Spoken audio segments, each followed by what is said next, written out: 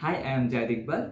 I graduated with a degree in Computer Science and Engineering for Daffodil International University in 2024 with a CGPA of 3.51. I am excited to bring my skill to a corporate role. My education has given me a strong background in programming and problem solving. I have worked on various projects that help me understand how to create an effective solution for real-world challenges.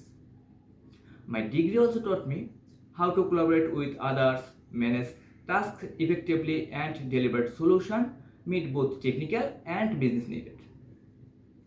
I am skilled in web development using HTML, CSS, JavaScript, and React. I also have experience with machine learning, particularly algorithms like CNN and RNN. Additionally, I have knowledge on C, C++, and Python. And I am proficient in Microsoft Office tools like MS Word, PowerPoint, and Excel. I have been involved in universities club like DIU CPC Club and DIU Blood Donation Club, where I develop my teamwork and leadership skills.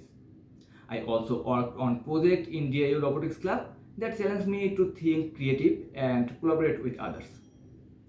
My goal is to grow into a leadership role in corporate organization focusing on IT or management.